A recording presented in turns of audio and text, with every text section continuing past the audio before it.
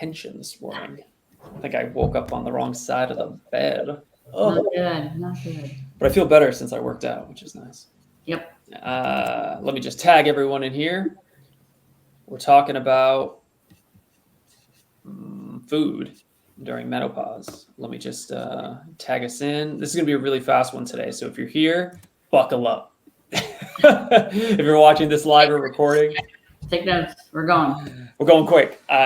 If you are watching this live or on recording, it's great to have you here. Feel free to like this. It shows it to more people. I already have what we're going to talk about in the description above, so you can go and follow along if you would like.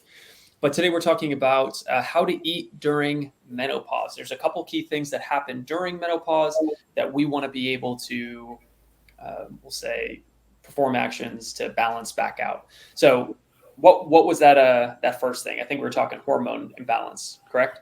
Well, yeah, actually I was talking, so before menopause, women, as obviously women know, and most men hopefully by now know, menopause starts at different ages. Again, we are zipping through this, so this is going to be like quick.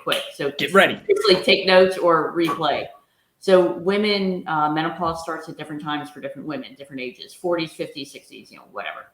Prior to that, around the age of 40 or maybe a little bit after that, both men and women start to lose muscle mass. It's called sarcopenia, and it's age related, right? So that means that not only have we trainers and coaches saying, hey, you need to lift weights when you're at a young age. Okay, now that you're 40, now we're telling you really need to lift weights. Like, quit putting it off and start lifting. So then when you hit the age where sarcopenia starts, you're losing a percentage of your muscle every year. That's just what happens. So just to maintain what you had, you need to probably lift a little more or lift differently just to maintain it. And then if you want to build, it's on top of that. So sarcopenia is happening. Trainers like me are saying, you need to eat more protein, right? And then menopause hits and like your body, like havoc happens, right? Hormones are changing.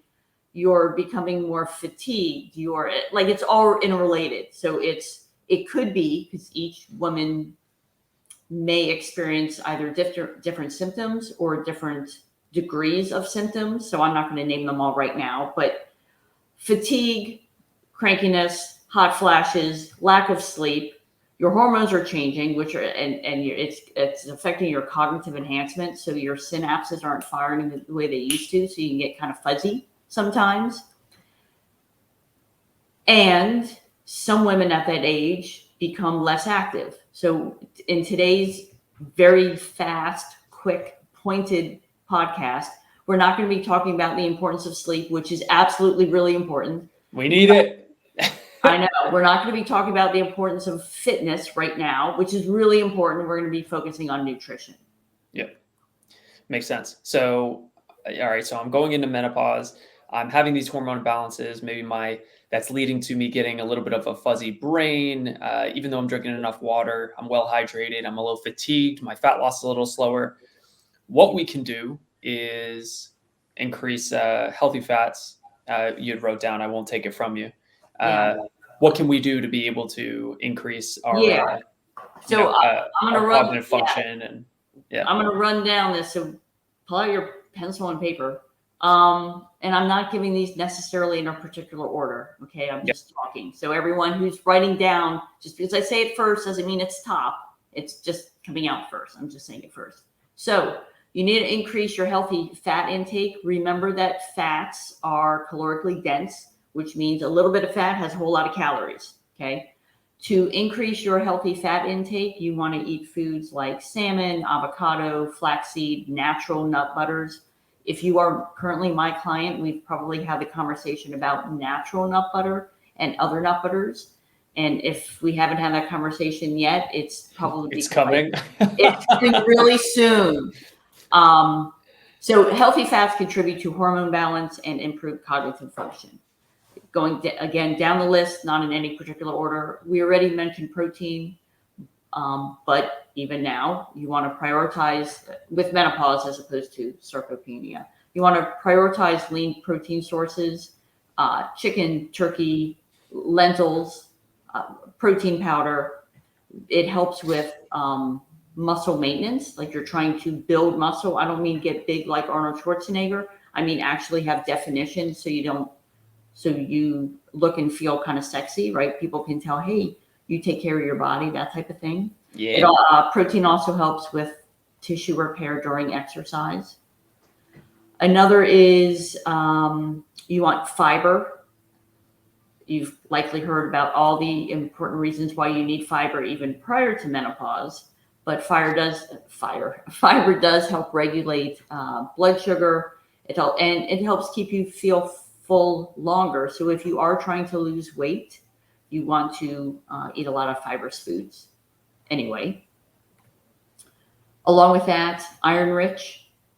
Iron deficiency can contribute to fatigue during menopause. So as we get older, as women are getting older and all our hormones are changing and our body is trying to respond however it does, in whatever way it does, we may become fatigued a little easier. So it really is important to have iron-rich foods like spinach, beet, kale. If you like liver, have some liver. Oh, yeah. B complex vitamins, B complex. I look at vitamins as supplements to our diets. I personally think that if you wanted to get all of the RDA of every vitamin and mineral in your diet every day, every week, every month, you would spend so much time planning your food, and then you'd have to watch the calories because to get all that in, you probably it's be near overeating. impossible. Right. That causes a whole other problem. So I look at vitamins as supplements to fill in the nutritional gaps. Yes. The B complex, it helps with energy metabolism and red blood cell production. So you can eat beans, citrus fruits, even some cereals are fortified.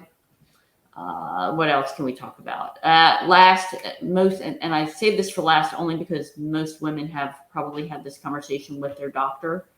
Osteoporosis, loss of calcium. Get a DEXA scan. Go to if you're at that age, you likely already have this conversation. But talk with your doctor. Get a DEXA scan. See if you need to increase the amount of calcium you're bringing in your body, and if you do, it would be calcium-rich foods like Greek yogurt. We've talked about these before, and I know Ryan's about to show something, but salmon, that type of thing. All right, I zipped through it. Boom. We win. We're done. Bye. No. No, we just want this to be targeted today. So I wrote this in the description as well. I might edit it a little bit. Just the most important thing I think that taking from any of these podcasts is that you hear something, no matter how big or how small, you apply something. If you can apply one thing from every call we do, man, you'll be off to the races. But never have this information come in and you want to do something without taking immediate action. So write it down or put it on your grocery list. I mean, even if it's just adding in broccoli to your, to your diet this week. But just one small thing. Remember, identity doesn't change from intensity and doing a bunch of things all at once. It changes from consistency.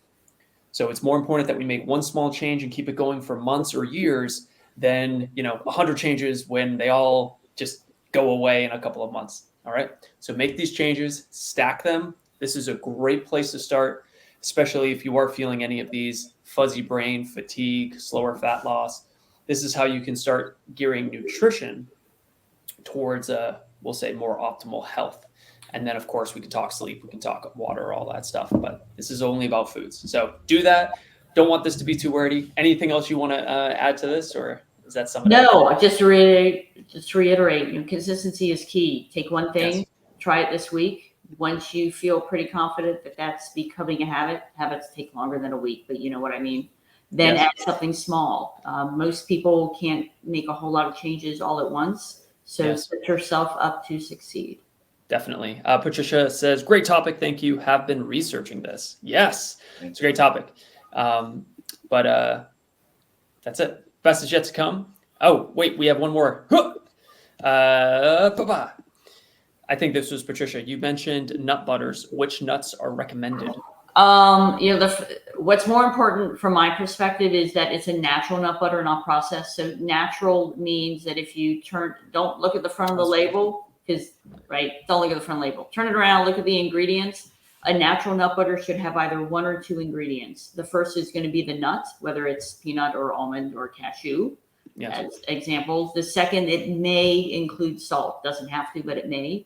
If they're adding oil or anything else, it is not natural because nuts naturally produce their own oil. From a nutrition standpoint, in general, for most people, peanuts, almonds, cashews, those are all good. Those would be at my top 3. Fantastic. I like it. All right. Hopefully that answers your question. And we'll see you next time. Of course, if you guys are watching live or on recording, feel free to drop any questions in here. Coach Sharon will be coming back and answering any and all until your heart's desired. We'll see you soon.